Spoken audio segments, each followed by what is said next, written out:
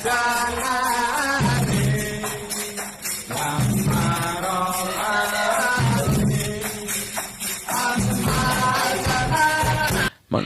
Al-Hasan Ibnu Atiyah mengatakan bila bid'ah sudah muncul di suatu kaum, maka sunnah akan diangkat dan tidak akan hidup ila yaumil qiyamah. Bismillahirrahmanirrahim. Assalamualaikum warahmatullahi wabarakatuh. Alhamdulillah wassalatu wassalamu ala Rasulillah. Allahumma sholli ala Muhammad wa ala ali Muhammad.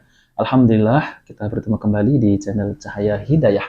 Nah, teman-teman semuanya, jadi di video kali ini ya, saya akan mereaksi yaitu ada ya satu video ya, itu ada sekelompok orang yang sedang melakukan ibadah, akan tetapi ibadah ini tidak pernah dicontohkan oleh Nabi Shallallahu Alaihi Wasallam maupun para sahabat tabiin, tabiut tabiin. Nah, teman-teman semuanya, jadi yang saya lihat di video tersebut ada seorang yang berdiri kemudian seperti menari dan membaca sholawat. Nah, oke teman-teman semuanya, mari kita simak videonya.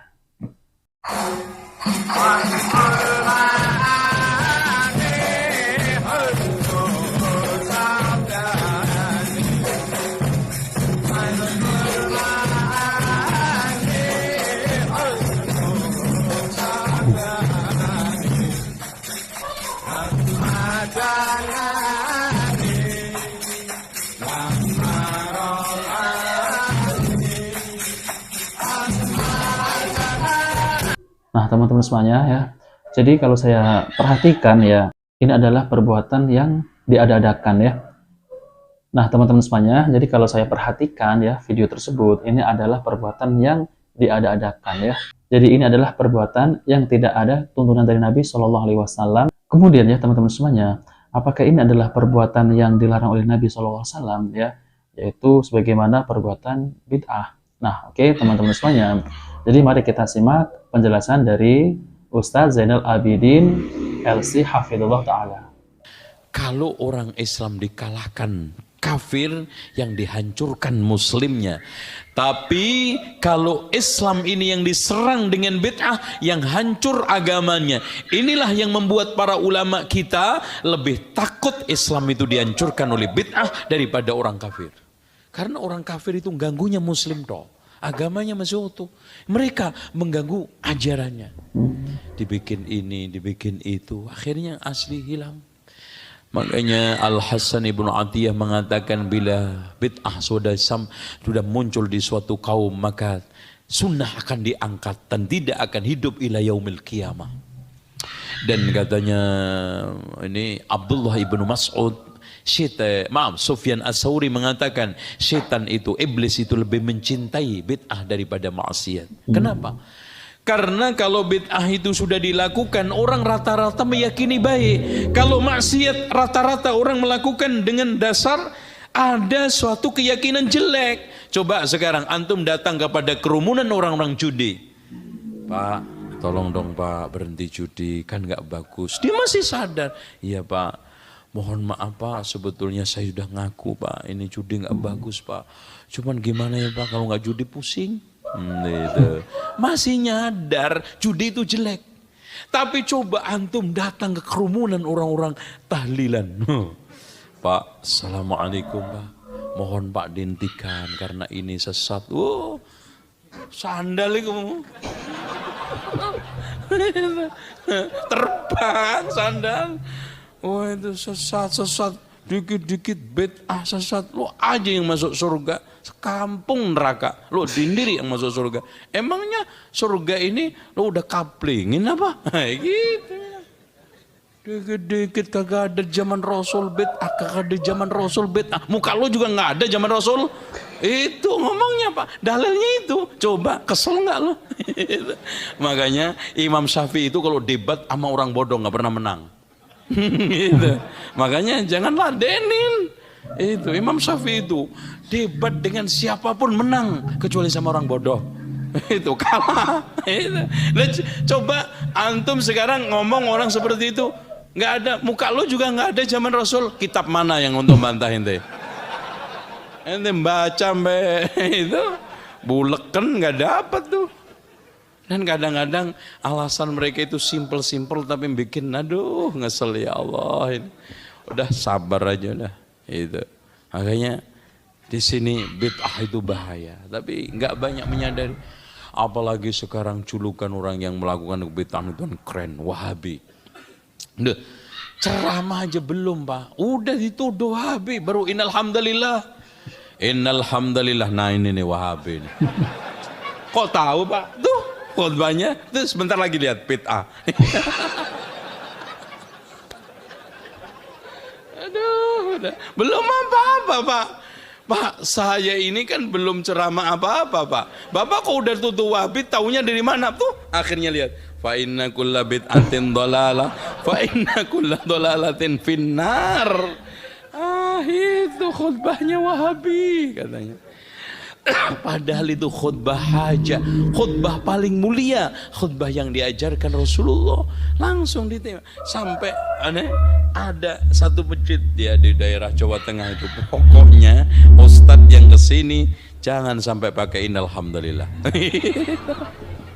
Itu, masya Allah. Habis sudah. Nah, oke teman-teman semuanya, itulah penjelasan dari Ustadz Zainal Abidin LC Hafidhullah Ta'ala, yaitu tentang terkait masalah bid'ah. Jadi, bid'ah itu lebih bahaya daripada maksiat. Nah, oke teman-teman semuanya. Jadi, teman-teman ya, bid'ah itu memiliki kemiripan ya dengan syariat. Berbeda dengan maksiat yang sama sekali berbeda dengan syariat. Ketika ada orang ya yang berbuat bid'ah, bisa jadi orang lain yang tidak tahu akan menyangka bahwa dia sedang berbuat ketaatan atau sedang beribadah kepada Allah Subhanahu wa Ta'ala. Karena perbuatan bid'ah itu memang mirip dengan ibadah syar'i. Kemudian ditinjau dari segi jenisnya, bid'ah itu lebih jelek daripada maksiat yang bukan bid'ah. Hal ini sebagaimana perkataan Sufyan Ats-Tsauri rahimahullah. Bid'ah itu lebih dicintai iblis daripada maksiat. Kenapa? Karena pelaku maksiat masih bisa diharapkan bertobat. Sedangkan pelaku bid'ah tidak bisa diharapkan bertobat. Riwayat Abu Nuaim dalam Al-Hiliyah.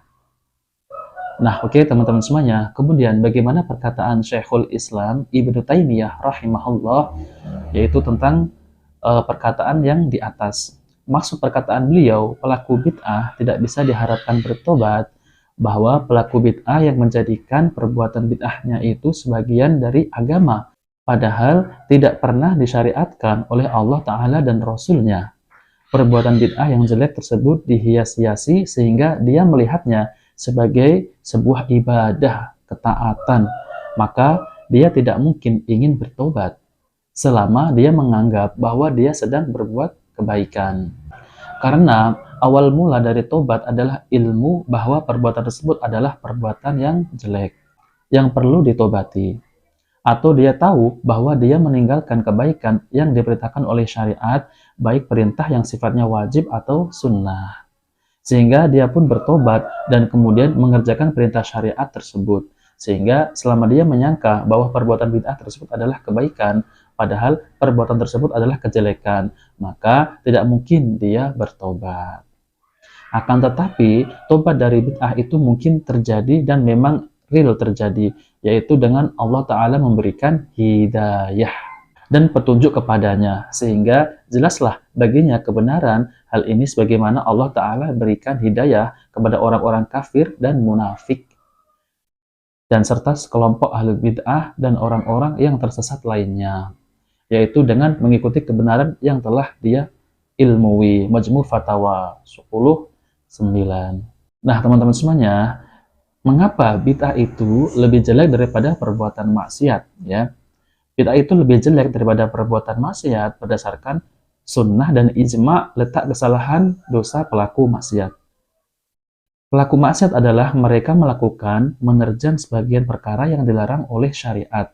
Misalnya mencuri, berzina, minum khamr, atau memakan harta orang lain secara batil, yaitu seperti merampok. Sedangkan letak kesalahan ahlul bid'ah adalah meninggalkan perintah untuk mengikuti i'tiba ya, dengan sunnah dan jamaah ijma' kaum muslimin. Lihat Majmu' Fatawa. Di antara dalil yang menunjukkan bahwa bid'ah itu lebih buruk daripada maksiat. Yang bukan bid'ah adalah hadis yang menceritakan salah seorang sahabat yang dijuluki dengan himar, yaitu keledai. Nama asli sahabat tersebut adalah Abdullah. Dia suka membuat Rasulullah SAW tertawa. Namun Nabi SAW telah mencambuknya karena dia mabuk.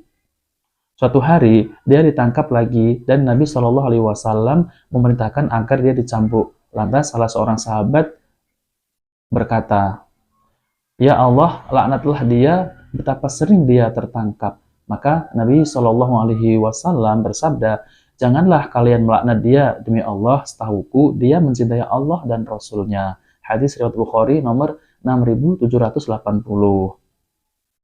Nah, oke teman-teman semuanya, jadi itulah penjelasan tentang mengenai bid'ah itu lebih disukai iblis dan bid'ah itu lebih buruk daripada maksiat. Nah, oke teman-teman semuanya, jika video ini bermanfaat, jangan lupa like dan subscribe di channel Cahaya Hidayah. Wabillahi taufiq wal hidayah. Wassalamualaikum warahmatullahi wabarakatuh.